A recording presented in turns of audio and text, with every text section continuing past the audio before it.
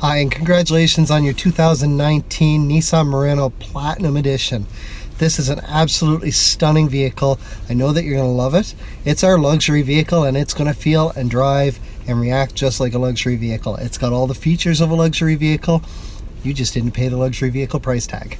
So I know we covered a lot during the delivery, so we're going to go back through the features on your vehicle here just to make sure that we can refresh your memory on it, make sure that you're comfortable with everything, and get you where you need to be with it. This is a great vehicle that I know that you're going to love, but if at the end of this video you still have any questions, please don't hesitate to get in touch. Call, text, email, stop in the dealership, whatever works better for you, and I'm more than happy to answer any question that you have. Let's have a look at your new Murano. Starting out here at the center console, we've got a beautiful 8-inch touchscreen display. So with this, it is full touchscreen. Right now I'm on the audio, and while I'm on audio, on AM or FM, I have 12 presets. When I switch over to satellite radio, which is free for the first 3 months, I have 18 presets that I can set on this. If after the 3 months you still want it, just give SiriusXM a call and they'll help you get everything all set back up. You do have AM, FM, satellite, Bluetooth, USB. Now there's USB 1 and 2 because as we see down here, there are two different types of USB ports. USB port 1 is a type C port. It's a new type. It will allow you faster charging. And then we've got type 2. So you can plug a thumb drive full of music into number 2 or a device into number 1. Either one, and it will react with Apple CarPlay and Android Auto as well because you have that functionality. And we still have a CD player up here. So all kinds of options for your audio. Your vehicle is equipped with a navigation system. Now the beauty on the 2019 is Nissan got rid of the SD card. So if you look here, there is no more SD card here. So what you're going to do when you get home is you're going to go into your settings and then connections. You're going to hit Wi-Fi and then you're going to connect to your home Wi-Fi. Once you do that, any system software updates will automatically get pulled in and you won't need to do anything for that. But for your navigation, right from the settings screen, we're going to hit the info button on the bottom. We're going to go over one screen and go into system information. From there, I can go into map update and I want to update by Wi-Fi. Now I'm not currently connected to Wi-Fi, but once I am, I can go in there and I can update my maps for anywhere in North America. So that's the beauty of this, and it's free updates. Nissan puts them out approximately 5 times a year. So we're going to back out of here. On this settings screen, we can also get to our connections. This is where we're going to hook up any Bluetooth device, including your cell phone. So with this, you're just going to hit add new and then follow the prompts on the screen and the voice prompts. Make sure that you're in the Bluetooth settings of your phone. If you do have an Android phone and you have a lock on your phone, you're going to need to, after you connect it, go down back into the regular settings and you're going to go down where the lock settings are. And then you're looking for a feature called Smart Lock. And once in Smart Lock, then you want to go and add a trusted device, and you're going to add My Murano into that list. Otherwise, your phone is going to disconnect on you relatively soon after connecting it to your vehicle. So if we go back to our navigation system now, the navigation is super simple to use. If I know exactly where I'm going, I can hit destination, and then I can go to street address. From here, I can enter in wherever I want to go, and it's going to take me there. If I'm looking for points of interest, there are all kinds of points of interest. So no shortage of options there. I can go in, pick what I want, and it's going to start with ones that are closest to me. For your home location, I recommend not setting your home address as your home. Set it for something nearby that you need to get home, that you know how to get home from there. The reason is, heaven forbid somebody should steal your vehicle, and we truly hope it does not happen. But should that happen, you don't want them knowing your home address. So, just set that for something close by. We have points of interest right here on the main screen as well. You can zoom in, zoom out. Very, very easy to operate. Down below here, we have dual climate control. Now right now, I just have my regular climate control on, and if I hit the auto, right away, dual pops up. If I press dual, I see vastly different temperatures. I'm going to drop that way down. Once your passenger hops out, simply press the dual button and everything goes back to the driver's setting. When it's on auto, it will automatically determine where your airflow goes and how high your fan is. What it's trying to do is trying to get you to that temperature as fast as possible, whether it's got to be warm air or cool air. If it's the winter, this fan is going to dial up all the way as soon as your vehicle starts to warm up a little bit. It's going to spit out hot air to try and get you up to 22 degrees Celsius as fast as possible. As you get closer, that fan's going to dial back all on its own and then do just what it has to maintain the temperature. It does the same type thing in the winter, except it's going to be cool air that comes out. If I want to adjust it manually, I can adjust my fan here, and the moment that I do that, auto turns off. So I'm going to turn that back on. My mode will also allow me to adjust where my airflow goes. However, if you want it just on the windshield, we do have our own button right down here for it. And beside that is our rear defrost, which also activates the heated side mirrors. Now, if we jump back up here for 1 second, I'm going to put this in reverse so that we can see the beautiful backup camera as well as the 360 degree view. Now we're going to pull forward a little bit to get away from the fence that's behind us. Now we'll put it in reverse. So we see we've got a nice clear backup camera. I got my shadow there behind me. And I have a 360 degree round view monitor. So what that's doing there, this bottom piece here is for backing up. The two sides are utilizing cameras that are underneath your side mirrors. And this top view is utilizing the camera in the front grille. So we're going to move forward just a touch more. Also with your backup camera, we have some distance markers here, green, yellow, and red hash marks. As long as whatever is behind you stays above the red hash marks, so in this case, the fence, as long as that fence is above the red hash marks, I have room to open my tailgate. That's what that's for. Now, if I put it in park and press the camera button, I still have my 360 degree round view monitor, but now I have a view out the front of the vehicle. It's a very bright day today, so our dirt area down here is a little bit muddy and it's reflecting, but you can see out the front of the vehicle. Same thing here, green, yellow, and red hash marks. I can see my predictive lines to go with everything. But if I'm pulling into a spot, as long as I keep whatever's in front of me above the red hash marks, I have room to walk between the vehicles. This camera can be turned on while you're driving, providing you are below 10 kilometers an hour. So if you're pulling into a parking spot or up to something, you can turn it on just to see how close you are. Once you get above 10 kilometers an hour, that's going to turn off. Now, if I press this again, this view over here gives me a view down the passenger side of my vehicle. And if I'm pulling up next to a curb, I can line this yellow line up with the curb, and that will put me about 6 inches from the curb. One more brings us right back to our main screen. Down below here, I have my settings for my heated and cooled seats. So if I turn this to the right, I see this little light come on. Now I'm unheated. There are low, medium, and high settings. If I go to the left, I've got low, medium, and high for my cooled seats, which is indicated with the blue markers there. Right in the center turns that back off. We're going to have a look over at the steering wheel and the driver assist display next. On my steering wheel on the right hand side, I've got my cruise control, so I can hit this button here to turn it on, and if we watch my driver assist display as I do, it shows up over here. So from there, I have adaptive cruise control, and it's on by default, and if I look up at the top, I see 3 lines there. That kind of matches up with what I've got here. That is 3 car lengths plus safe distance.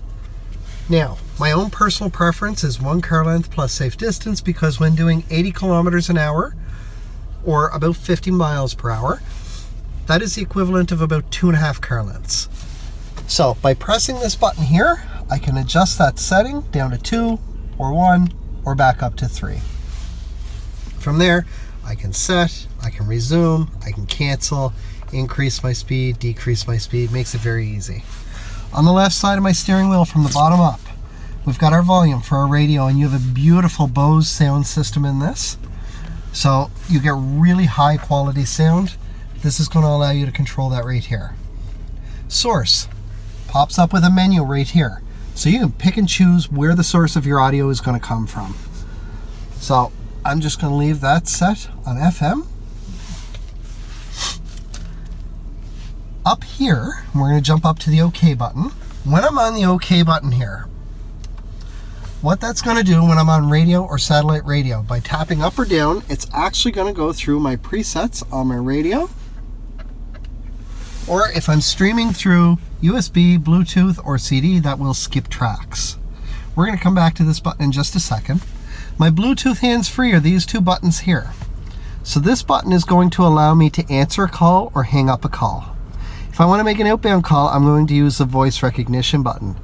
Now, if we hop back over here for a second and to our map, when I'm driving, these buttons are all going to gray out because it is a distraction to try and set your navigation while you are driving. However, if you just got off the phone with someone and they gave you their address and you're looking to go to their place or meet them somewhere, rather than pull over to the side of the road, you can use the navigation system through the voice recognition. So we're going to do that right quick to show you. Please say or select a command. Navigation. Navigation. Please say or select a command from the displayed list. Street address, 60 Baker Drive, Dartmouth, Nova Scotia. Please wait. Street address, showing matching locations. Please say or select an item number from the displayed list. 1. 160 Baker Drive, Dartmouth, Nova Scotia. Calculate route or adjust location. Calculate route. Calculating route. The route calculation is complete. Proceed to the nearest road. So there we go. That's how you set your navigation system while you're driving, all the while keeping your hands on the steering wheel and your eyes on the road. It's a great feature. As you get more familiar with the voice recognition, you can interrupt it when it speaks if you already know your command just by hitting that button again. And then as soon as you hear the tone, go ahead and speak your command. Now this button here, we skipped over. This is our driver assist display button. So we got a shadow box with 2 arrows here. So right now I'm on the home screen and there is a ton of information on this screen. I've got a compass, I have a digital speedometer, and I have what's going on with my radio. Also on this screen, I've got my clock.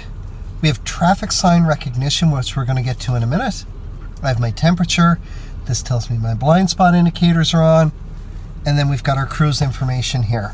So a lot of information going on this screen. Now we're going to hit the right arrow on the driver assist display button, the one with the shadow box. This takes us over to a screen that shows us just what's going on with our radio. And again, right from here, if I press the OK button, I get my source. I can select my audio. When we go to the right again, this screen is pertaining to my navigation.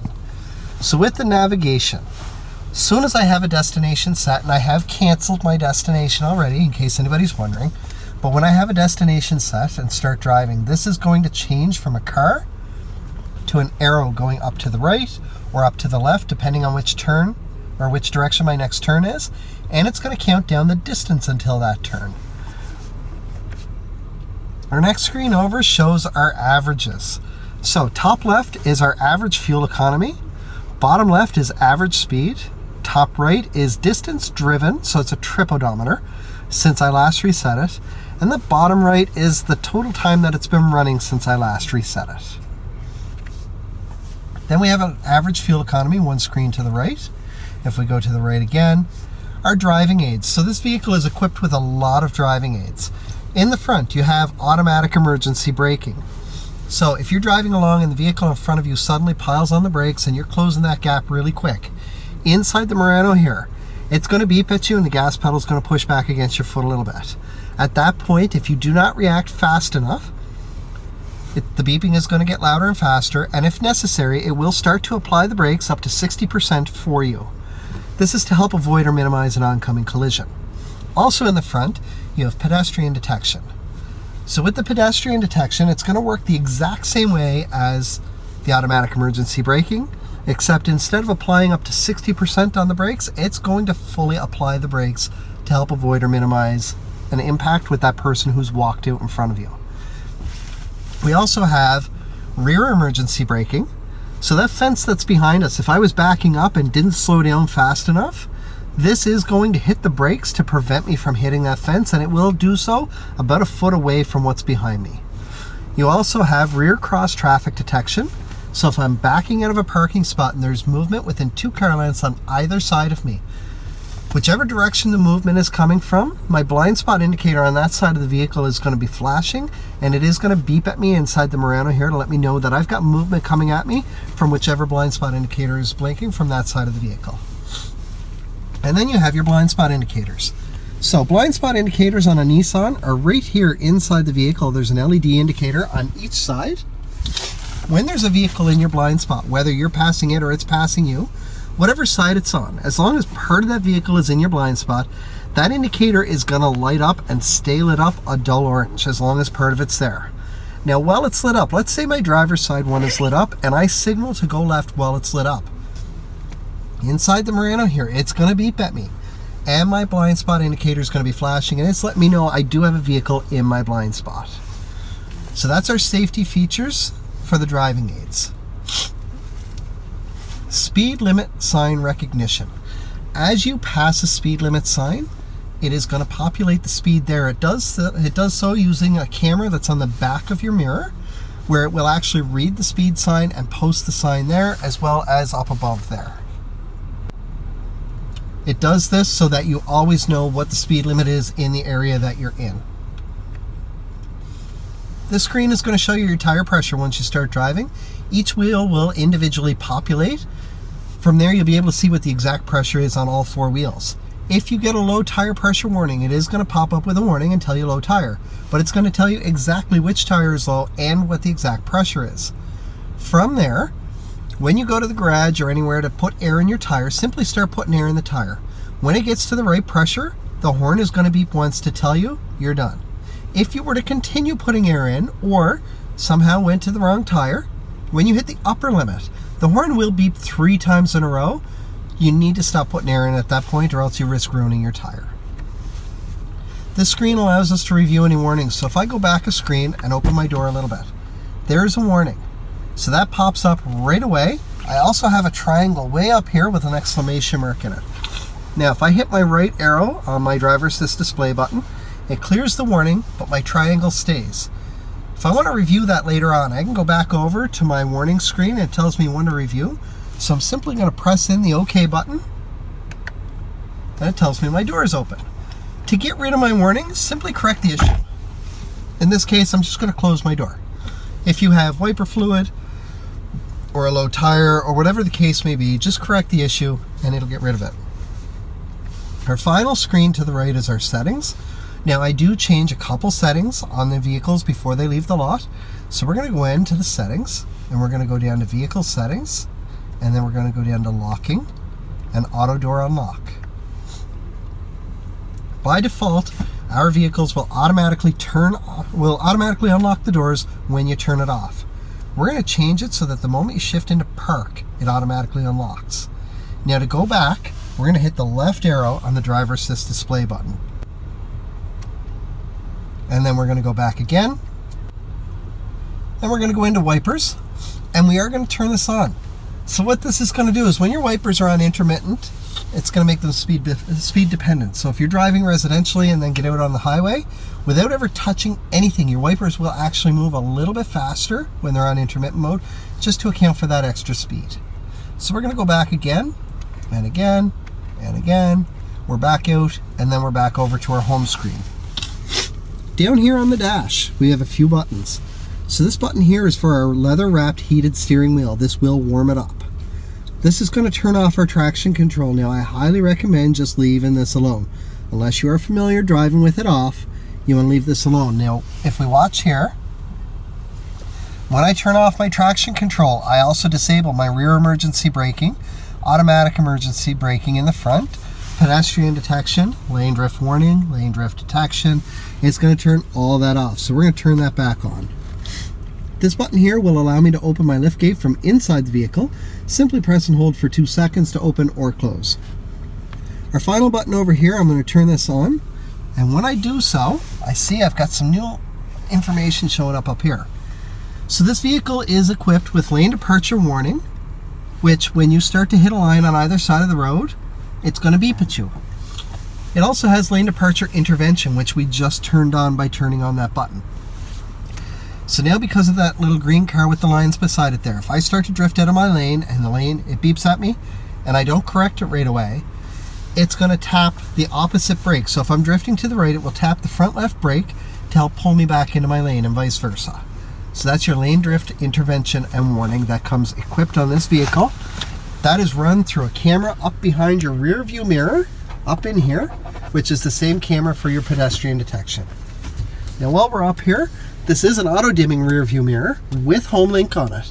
So you can set up to 3 garage door openers on this.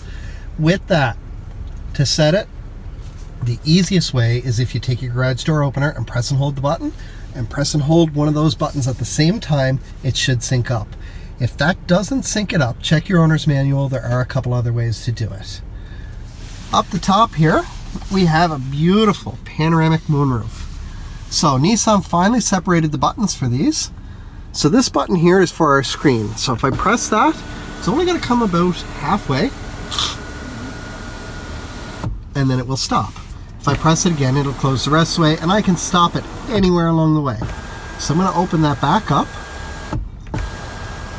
And then this button here is for the front piece, which will move. So if I press down on it, it tilts up to vent. Down again will close it back. Now if I want to open it, I can press the up button and it will drop down and open up inside the vehicle. And then I can close it as well by pressing down, and again I can stop it anywhere along the way. There are no shortage of features on this. Finally, over here we have memory seats. So with your memory seats, get the position of your seat where you want it. Get your side mirrors where you want it, and then using this little button down here, set your steering wheel where you want it. And that will also tie in with the memory seat. As soon as you have your setting, hit set, and if you're driver 1, press 1. If you're driver 2, press 2. From there, anytime that you want to get in and set it, just hit your number and everything goes to where you have it. You are likely going to play with it for about the first week. So every time you tweak the setting, just hit set and then just hit your driver number again, and that will reset it to where you have it. So a couple final things that we're going to go over before we hop out. First, you do have a key fob with a push button start. So we have our panic button. We have a button to open and close the rear hatch. We have our unlock and lock. You also have factory remote start. So to work that, you're going to hit the lock button, then hold the top button for 5 seconds. It's going to automatically start your vehicle from up to 200 feet away. It's going to run for 10 minutes. If for some reason you're running behind and you know that you're not going to be out there in the 10-minute mark, so if it's about 8 minutes in, you're going to be at least 5 minutes more, hit lock and hold the top button again. It's going to add another 10 minutes to the count from wherever you're at. So if it's been running for 8 minutes, it'll now run to the 18-minute mark. If you should change your mind and you're not going anywhere, simply press and hold this top button for 2 seconds, and that will turn the vehicle back off. Now, because it is a key fob, eventually the battery's going to die in this. They're usually good for 2 to 4 years, depending on usage. With that, the first time that it's starting to get low, you're going to get in, you're going to go to start your vehicle, and it's going to say incorrect key ID right up here on the main screen. That means your battery's starting to get low. From there, you're going to want to look at replacing the battery in this. If you go to the point where your battery is dead, we're going to turn this around, and here in the back there's a little switch that if I pull that over, I have a key for my driver's side door. That will allow me into the vehicle. Once I get in, I want to take the Nissan emblem, put it directly against the start button and use that to push the start button in, and that will still start my vehicle for me. From there, I'm going to want to go and get a new battery.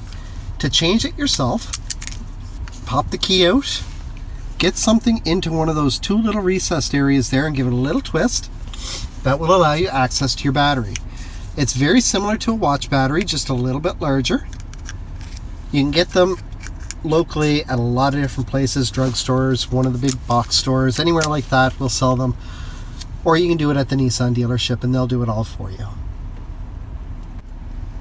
When you do remote start your vehicle in the winter, if it is below 3 degrees Celsius outside, which will cause a little snowflake to show up beside your temperature up top here, when you do that and your engine is cold, regardless of what your climate control is all set for here.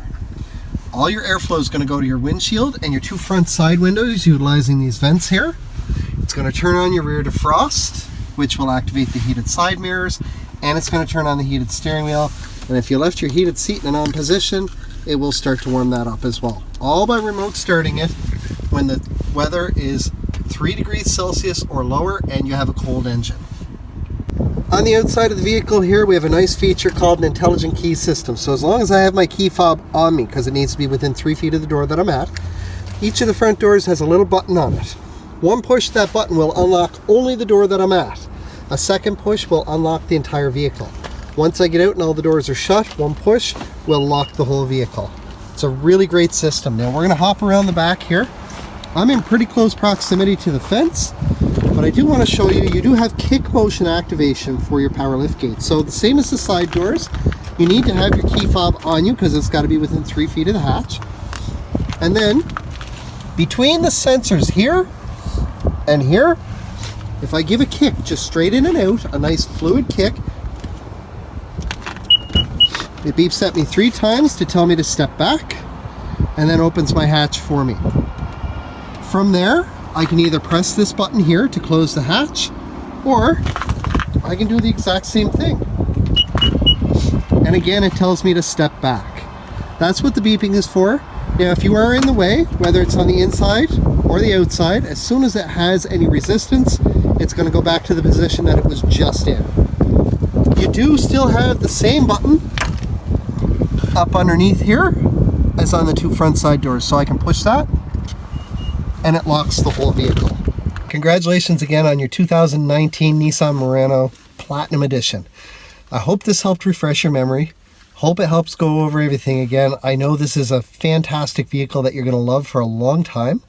I look forward to seeing you anytime that you are in for service. Just pop over, say hello. If I see you, I'll do the same. Otherwise, I look forward to dealing with you when it's time for your next vehicle. Have an amazing time with your new vehicle, and if you still have any questions, please don't hesitate to get in touch. Call, text, email, or stop in. I am more than happy to help you in any way that I can.